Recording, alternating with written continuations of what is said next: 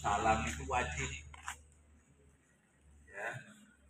Jadi kalau ada salam itu wajib dibalas. Ya. Assalamualaikum warahmatullahi wabarakatuh.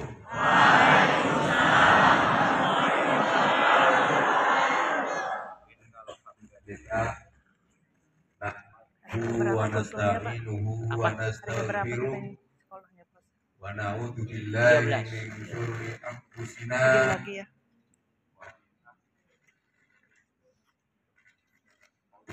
Asyhadu Bismillahirrahmanirrahim.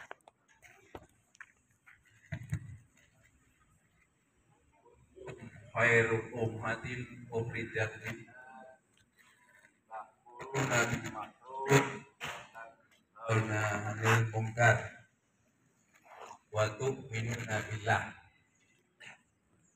Yang saya hormati para wakil dan staf, yang saya hormati Kasatpel SMP 284, yang saya hormati para guru dan karyawan SMP 284, dan yang Bapak sayangi dan Bapak banggakan, anak-anak sekalian, baik kelas 7, kelas 8, dan kelas 9. Kelas 7 di mana? Coba kelas 7 mana kelas 7? Oh, kelas 7. Kelas 8? Karena kelas 9 ini ya? Maaf, Bapak nggak hafal. Nanti aku aja. Karena nggak masuk kelas kan? Puji syukur kita panjatkan pada Allah Subhanahu wa taala, Tuhan yang Maha Kuasa, yang telah memberikan nikmat pada kita, nikmat sehingga manakala kita menghitung nikmat diberikan pada kita, saya yakin dan hak kita menghitung nikmat itu, saking banyaknya anak-anak sekalian. Salawat serta salam kita haturkan pada junjungan kita Nabi besar Muhammad Sallallahu Alaihi Wasallam yang telah merubah dunia, membawa cahaya kebenaran dari zaman jahiliyah menjadi zaman yang terang benderang, yang sampai detik ini belum ada yang bisa melauinya, dan saya yakin tidak ada yang bisa melauinya. Mana Rasulullah membawa masyarakat Quraisy yang jahiliyah, masyarakat yang menyembah patung Lata Uzza,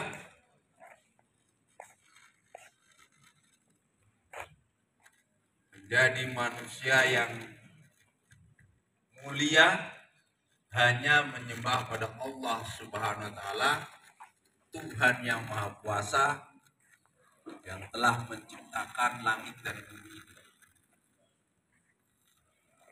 Maka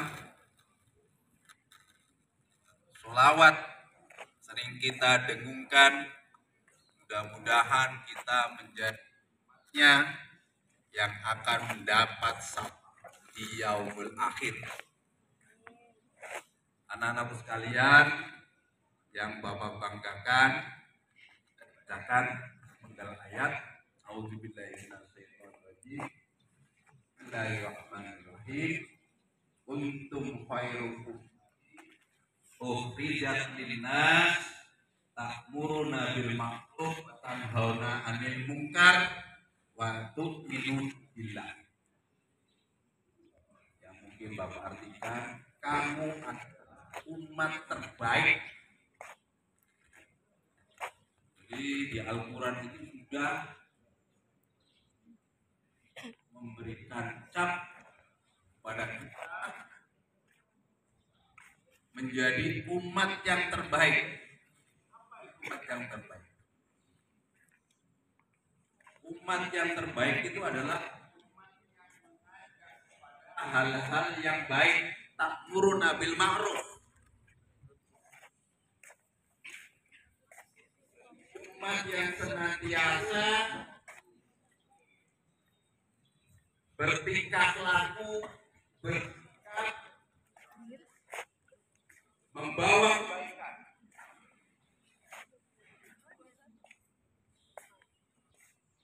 Nah, coba kita pikirkan, kita renungkan pada diri kita.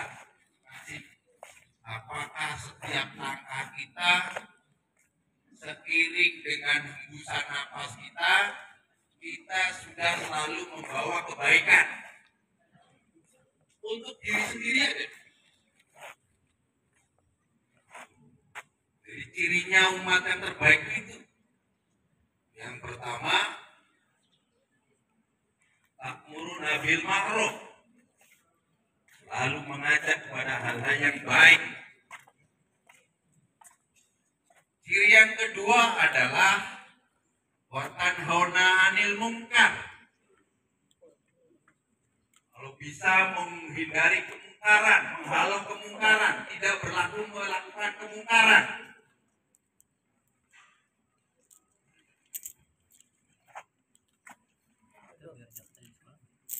Kemudian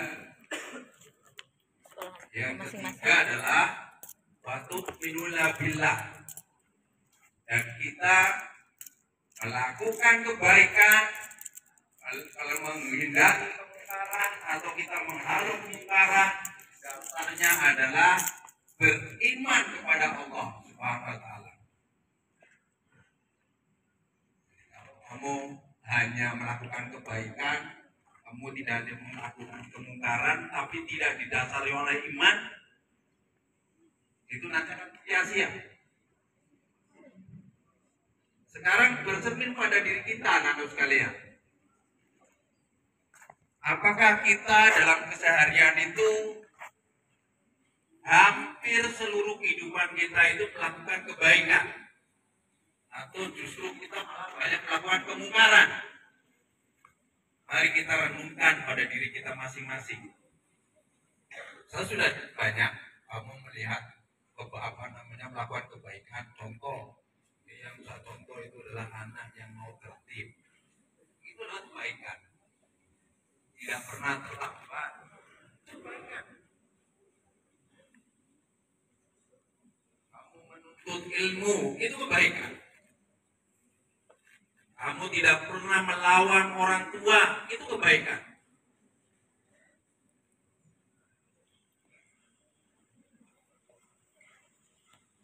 Kemudian kalian menghalau kemungkaran banyak.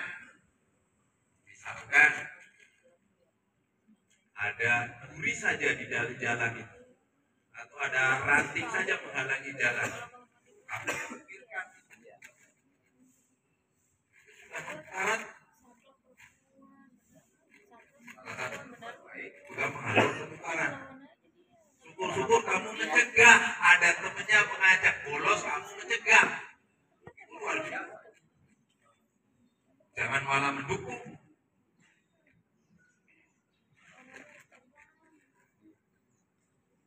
Kamu tidak berkata kasar kepada kedua orang tuamu. Itu sudah melakukan kebaikan, termasuk menghalau kemungkaran juga. Banyak anak-anak sekarang kalau berkata kepada orang tua lebih keras dari orang tua. Kuat hati anak-anak sekalian.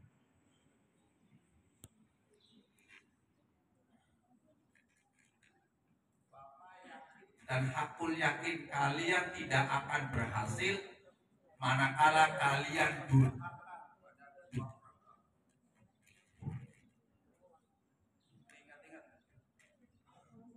Kalian durhaka kepada orang tuamu, saya yakin perjalanan hidup kamu akan melakukan kesuksesan tidak akan diperoleh. Maka pada kesempatan ini Bapak mengingatkan sekali lagi, Kalau selama ini kamu berani dengan orang tuamu, ngomong kasar dengan orang tuamu, orang tuamu, nanti pulang cium tangannya, mohon maaf, mohon ampun pada orang tuamu. Tidak sengsara.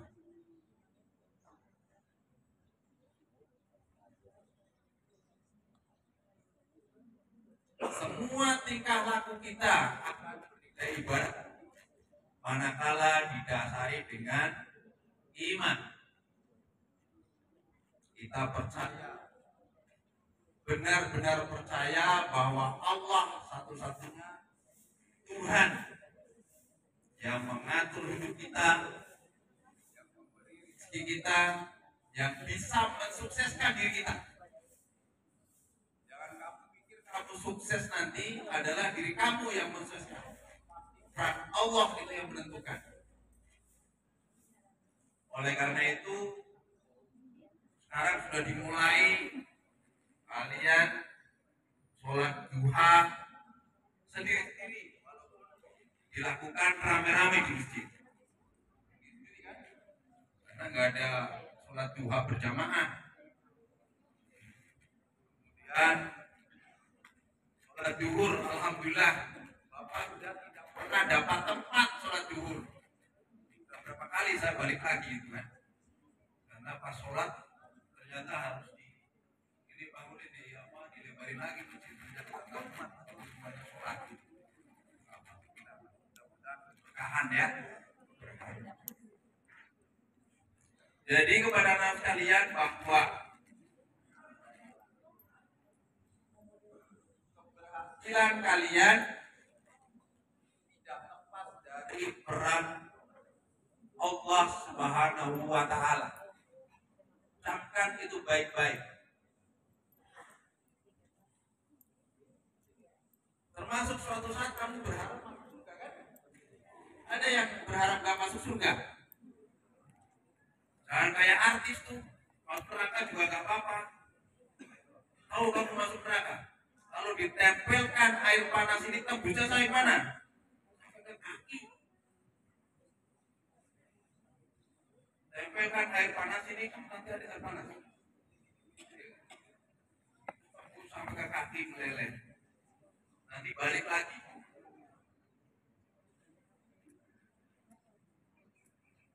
Ada orang bilang iblis itu terbuat dari apa?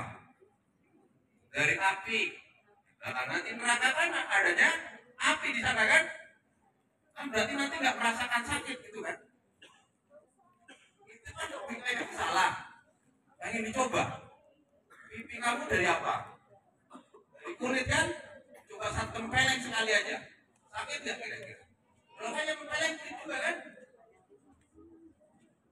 Jadi logika bahwa iblis terbuat dari api, nanti di neraka juga barang dengan api. Contoh aja tadi kamu. Pipi kamu dari kulit kan?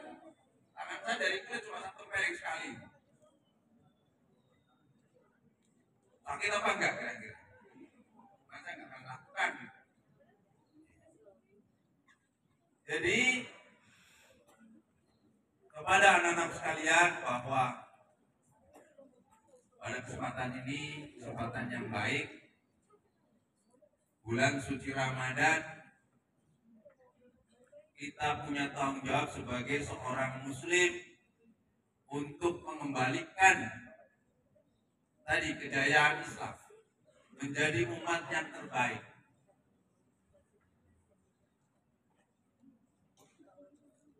Walaupun mungkin sekarang ini gangguannya sangat berat sekali. Saya rasa dulu juga berat sekali.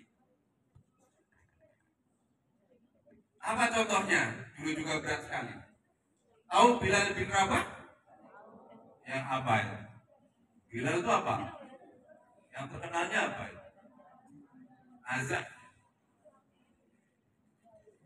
Kira-kira kalau kalian hidup di zamannya Bilal bin Rabah dulu, kuat gak hukumannya yang dihukum pada saat Bilal itu masuk Islam? Rasa kamu juga tobat malam jadi musyrik, jangan-jangan. Bagaimana Bilal itu badannya nggak pakai alas, ditempel di pada pasir, kemudian atasnya pakai batu yang besar dan panas. Mungkin kamu nggak kuat. Jadi tantangan setiap zaman pasti ada. Tinggal kalian diberikan Allah akal untuk memilih. Kan pilihan kan? Kamu mau memilih jalan takwa atau jalan yang fujur, jalan yang rusak. Itu adalah pilihan kalian semua. Allah akan akal pada kalian. Maka pada kesempatan Ramadan ini Bapak berusaha tingkat ketakwaan pada kalian. Mohon ampun kalau kamu sudah durhaka kepada orang tuamu, agar jalan dibuka. Yang kedua, pesan Bapak pada bulan suci Ramadan, hadisnya Bapak nggak hafal, tapi perintahnya ada dua. Baru kemarin waktu ada pengajian hari Ahad, bahwa di bulan suci Ramadan ini diperbanyak satu, memberikan makan pada orang lain. Kalau kamu kan susah, kamu aja masih minta makan. Tapi yang kedua, insya Allah kamu bisa melakukan, yaitu perbanyak tilawah Al-Quran. Mari dicontohkan, tapi saya anak-anak Imam Syafi'i itu dalam bulan Ramadan itu khatam 60 kali. Berarti satu hari khatam berapa kali? 2 kali. Coba bayangkan, kita aja satu kadang-kadang nggak khatam kan? Ya kan? Berapa? Ya paling tidak kita satu bulan itu 1 kali lah. Imam Syafi'i wajar umur 7 tahun kalau nggak salah, 7 tahun itu sudah hafal Al-Quran. Umur 9 tahun sudah hafal kitab hadis Muwatta punya Imam Maliki. Jadi udah umur 9 tahun ini kitab Muwatta sudah hafal semua. Makanya dalam sejarah waktu dia mau berguru ke Imam Malik, ditanya dulu, sudah baca kitab Muwatta apa tidak? Kemudian tentu saja bilang, Al-Muwatta itu sudah di luar kepala, sudah hafal semua umur 9 tahun. Tahun ya? Saya Bapak juga udah 56 tahun. Tadi saya nggak hafal-hafal. Iya kan? Mari kita introspeksi pada diri kita masing-masing. Jadi umat-umat terdahulu ya memberi contoh yang tidak ada celah sedikit pun. Semua contohnya adalah baik. Kamu lihat Sirah Nabawiyah, Sirah para ulama ini, ya kan? Itu kalau kita baca pasti menangis. Semua kebaikan. Semua kebaikan.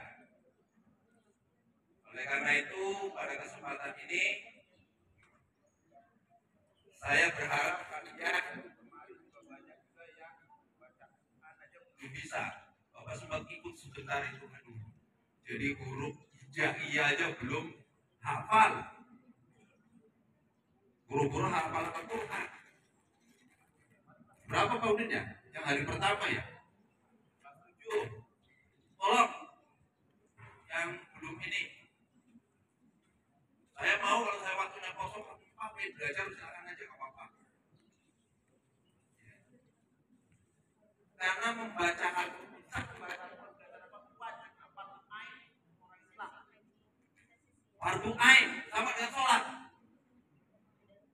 Jadi jangan kamu kira ya sudah nggak bisa baca ya sudah. Jangan harus kamu Quran. Gimana kamu tilawah Quran, membaca Quran kalau kamu tidak bisa baca? Jadi pasti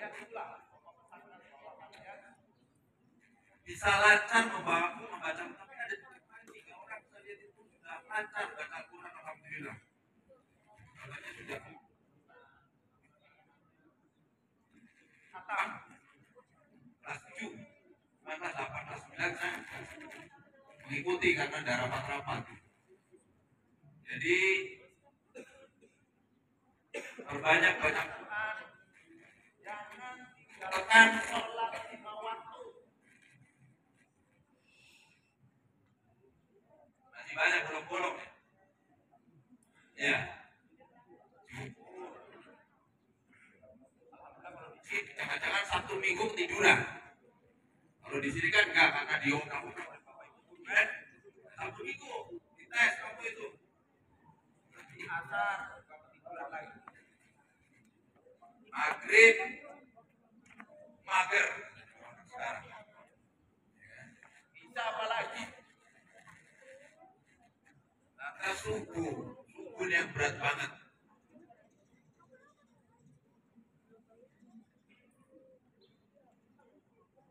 Jangan sampai Buya Hamka untuk membedakan orang munafik atau tidak itu adalah melakukan sholat isya dan sholat subuh. Coba kalau sholat isya, kalau maghrib biasanya bisa 5 sampai isya berapa witir, subuh apa lagi?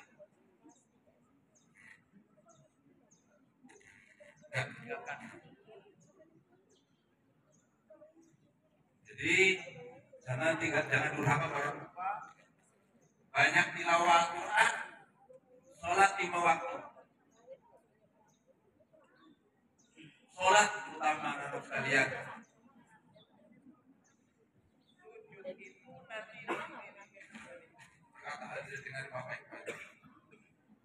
Sujud yang kalian lakukan itu